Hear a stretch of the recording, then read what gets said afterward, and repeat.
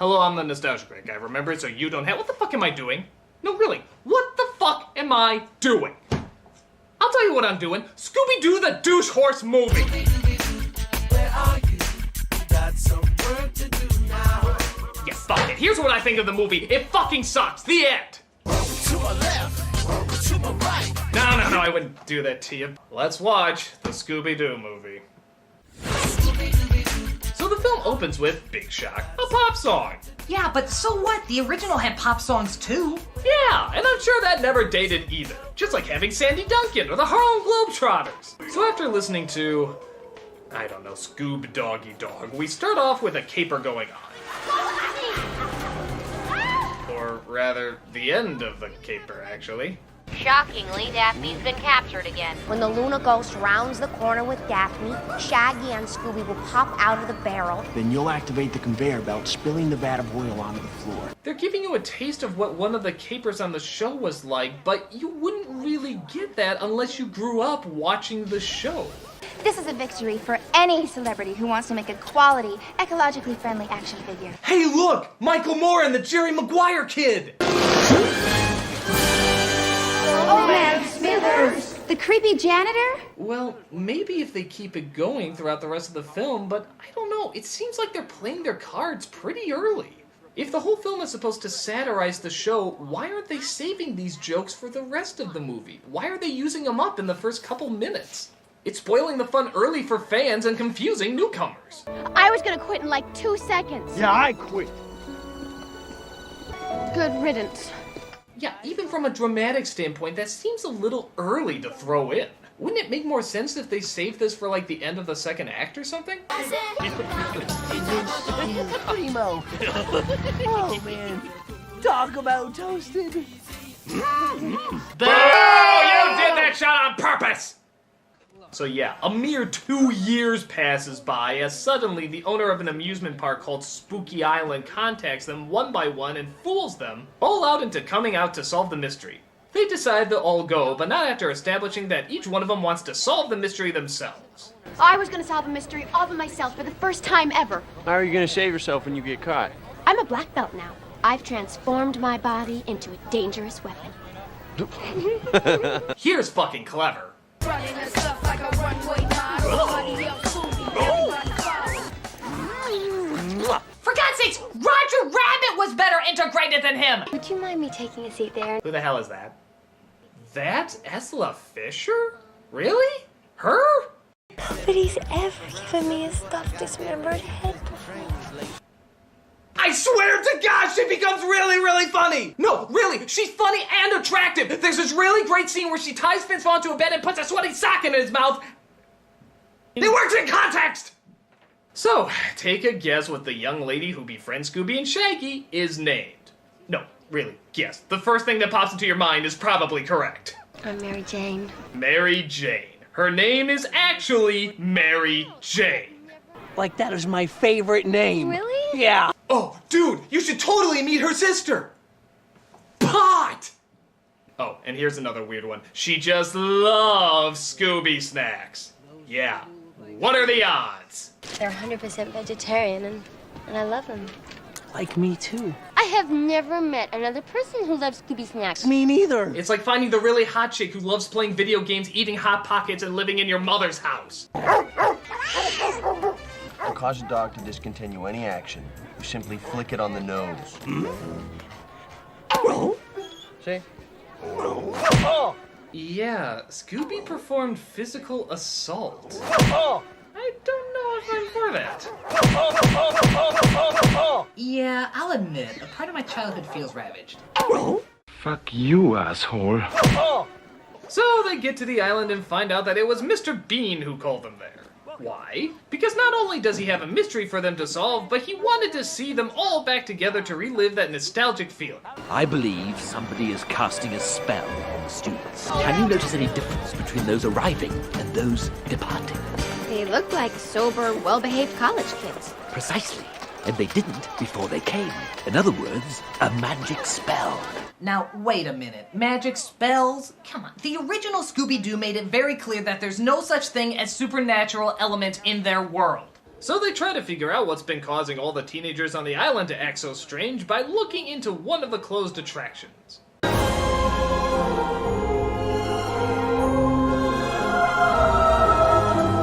Daphne, exit through the entrance. Velma and I will enter here through the exit there. And Shaggy and Scooby, do whatever you guys do.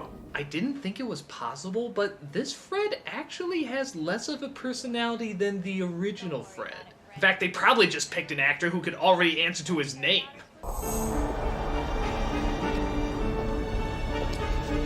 Even the sets have a little too much going on. It's hard to make much of it out to appreciate the design, and the actors often get lost in it. But it's okay, it won't distract from the pointless slapstick we have here.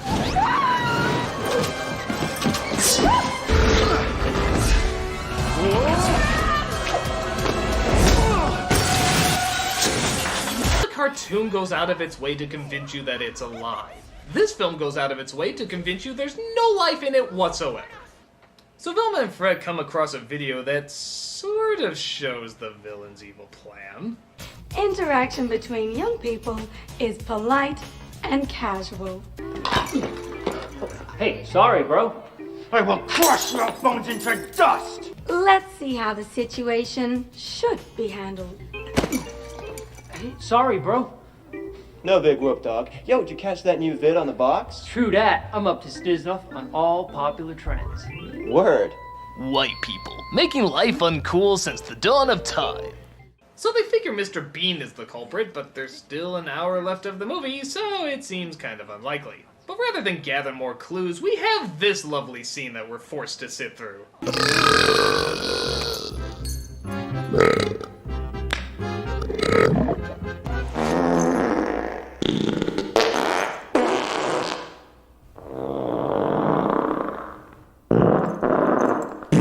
Just for fun, why don't we see how much every single gas joke would cost an animator to animate? And also how much could have gone to a charity to stop people from watching this film?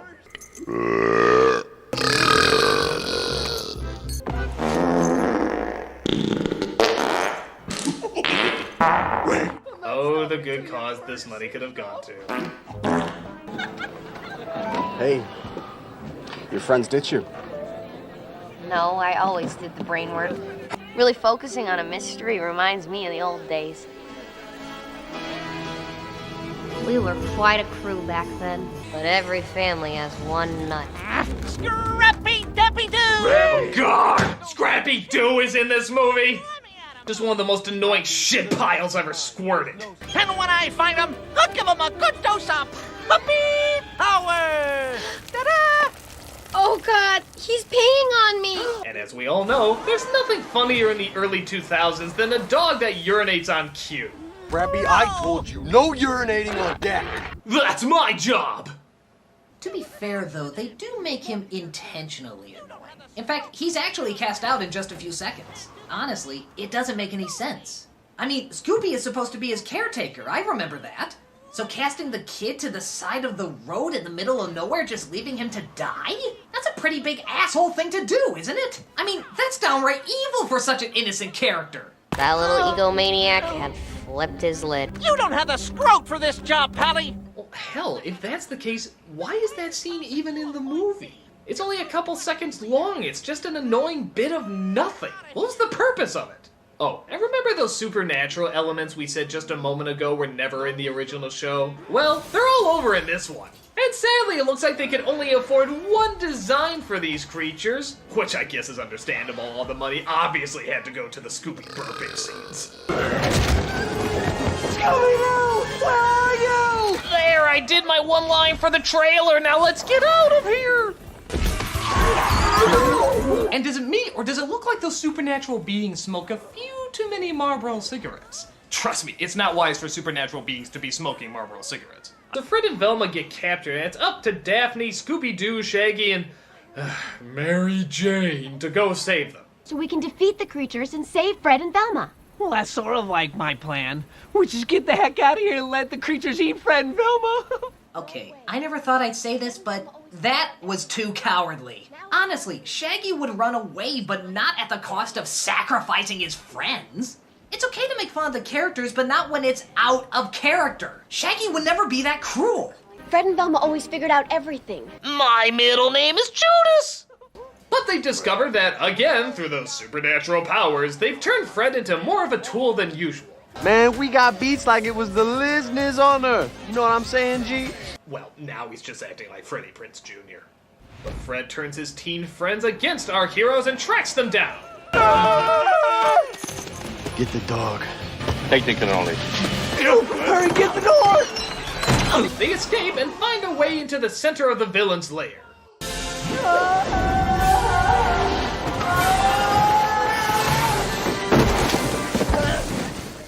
Thank God I'm so high I can't feel my 8 broken bones.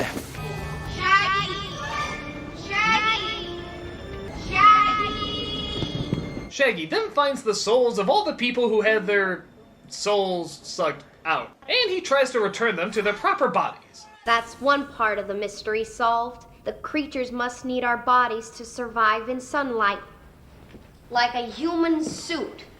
SPF 1 million. Whatever keeps you talking in that top, I am totally fine with. But some of the bodies get a little mixed up. I couldn't get to my body. I didn't know where else to go. I panicked. I can look at myself naked. Once they get their bodies back in sync, they sneak into the bad guy's evil tomb where Mr. Bean, who apparently is Captain Crunch Chocula, is about to perform an evil ceremony to steal all the island's souls. But the team knocks him out and finds out who he really is.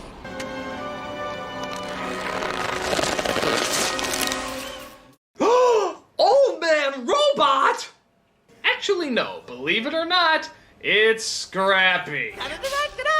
Puppy power! That's right, Scrappy was the villain the whole time. How can something sound so right and yet feel so wrong? 'Cause I, Scrappy Dappy Doo, have absorbed enough energy to rule the world with my all-powerful army! In a much more clever movie, this would actually be hilarious. But here, it's just kind of awkward. It feels like last-minute fan fiction. It's the biggest twist since finding out Martin was the bad guy in Secret of NIMH 2. A real jaw-dropper.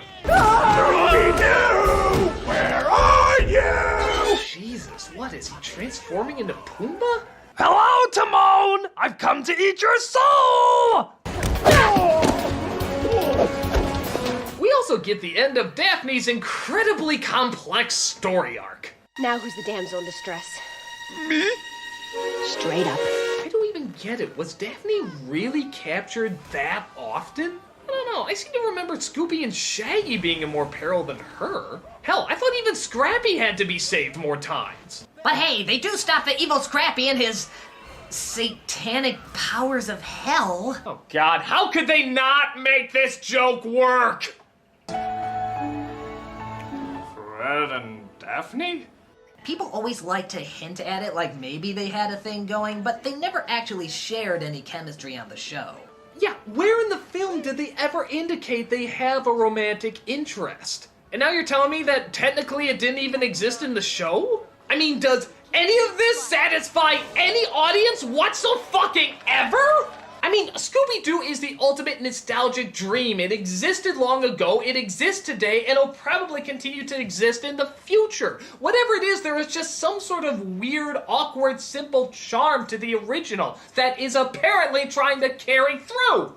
But does it work in this fucking piece of shit? For whatever reason, Scooby-Doo continues to keep going. There's tons of reincarnations, there's tons of different versions, there's tons of different takes, but most of them keep what is essentially the Scooby-Doo formula and characters. Except for fucking this. If it wanted to be a satire, fine. If it wanted to be an homage, fine. But this is just a cluttered, unfocused mess. The effects are horrible, the jokes fall flat, and the characters aren't identifiable unless you watch the show. And even then, they're not that loyal to them. They're mostly just cardboard cutouts or stereotypes of the original characters, and even then, they're not really half the time stereotypes of the original character. They're just stereotypes of stereotypes. It's incredible not only how much this movie misses the point and the ideas of the original show, but how many different moods and angles it's trying to attack it with, and how many of them don't work. And worst of all, making Scrappy-Doo the villain. I know the characters, and the characters would never do this. Scrappy-Doo would never be evil, Scooby-Doo would never abandon him on the side of the street, and the series would never be this mean-spirited. Yeah, it wasn't fully developed from a comedic standpoint. Why? Because the movie doesn't know if it wants to be mean-spirited, lighthearted, or both. But whatever it's trying to be, it doesn't work. It just straight up fails, and it straight up sucks. This movie can cock my ass!